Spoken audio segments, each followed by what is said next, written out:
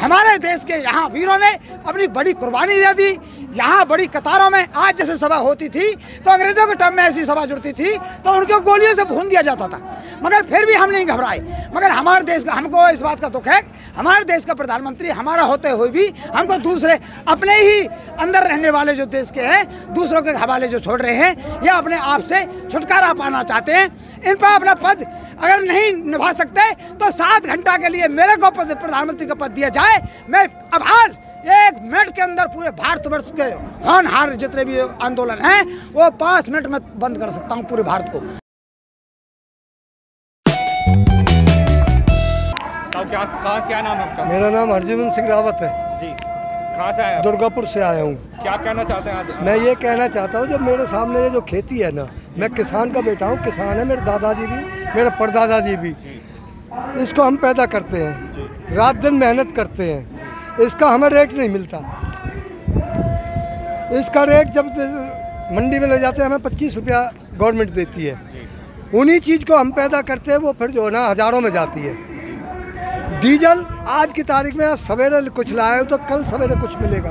इतना day by day जो है ना डीजल बढ़ रहा है, पेट्रोल बढ़ रहा है, गैस बढ़ रही, हमारे बच्चों की फीस बढ़ रही, हम लोया बढ़ रहा। हमें ये बताओ, हमें ये सरकार क्यों मार रही है?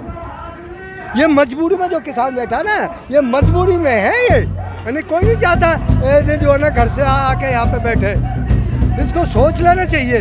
किस उम्मीद से इन लोगों को बनाया था, आज किस उम्मीद से ये लोग हमारा एक जो है ना खून को चूस रहे हैं। आप ये लगाओ कहीं सरकार तोड़ने में तो ये कितने हजारों करोड़ रुपया घूस कर देते हैं, एमपीओ को खरीदते हैं, एमएलए को खरीदते हैं, और एक किसान के बेटे को ये एक 10 रुपये बढ़ा कर राजी नहीं है। आज बंगाल के अंदर इतने पैसा बर्बाद कर रहे हैं। 20 आज तक हिस्ट्री में कहीं नहीं था जो प्रधानमंत्री 20 रैली करे एक स्टेट में। आज 20-20 रैलियाँ जो है ना प्रधानमंत्री की बंगाल देश में है, बंगला उसमें। तो ये लगाओ एक मीटिंग पर कितना खर्च होता है प्रधानमंत्री का, उसकी औसत लगाओ तो अरबों और हजारों करोड़ों रुपया में जाता है। ये सिस्टम गलत है, ऐसा नहीं चाहिए। ये हम किसान हैं, किसान की सुनो। चरण सिंह भी थे प्रधानमंत्री, तो उन्होंने भी सुना, मुरारजी देसाई भी थे, उन्होंने भी सुना, देव गौड़ा ने सुना। पर एक देश का शर्मनाक प्रधानमंत्री, शर्म आती है इसको प्रधानमंत्री कहने में, जो आज हाहाकार देश को मचवा रखी है। हम इसको लायक नहीं करते। इसको जो है ना एक वो शाह किसको कहते हो आप? एक नादिर शाह, एक शासक हुआ था हमारे देश में कभी, उसकी औलाद ये नादिर शाह है। इसे क्या पता ये देश की जनता खेती अरबों रुपया। अडानी का आपने ढांडगाम देखा कोई? सोनीपत में, वहाँ कैथल के अंदर बहुत बड़ी मंडी है, एशिया नंबर 1 की।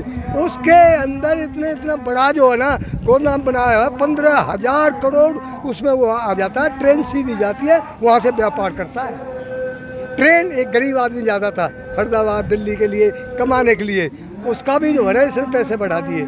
उसको देख के शर्म आनी चाहिए अपने आप को प्रधानमंत्री कहने में। हम तो ये कहते हैं दुखी हो के ये किसान जो है ना सब चौपट है, व्यापार चौपट, सब कुछ चौपट है भाई। महंगाई लगातार बढ़ रही है,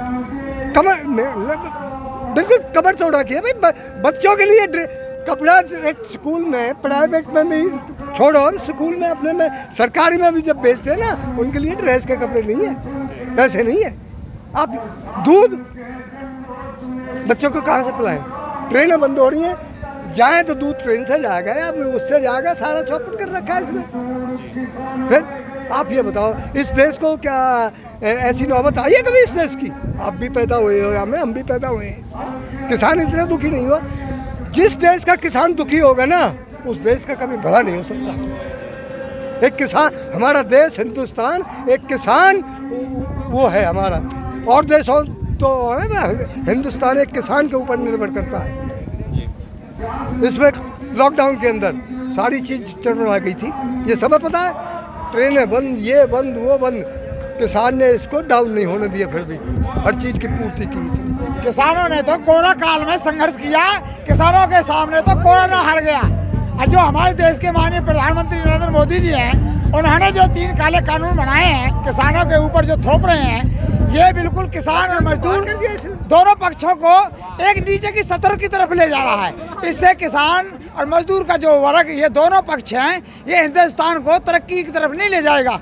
इनसे किसान मजदूरों की आय दुगनी नहीं होगी जिस तरीक़ा से ये कर रहे हैं। जब राजा राज पर नहीं रहेगा तो आने वाली जो प्राइवेट कंपनियां हैं, जो हमारे प्राइवेट राजा बनाने हमारे ऊपर जो थोपे गए हैं, वो उनका अपना रेट होगा, अपना किस तरीक़ा से राज चलाएं, किस प्रकार से किसान मजदूर को गाइड करें।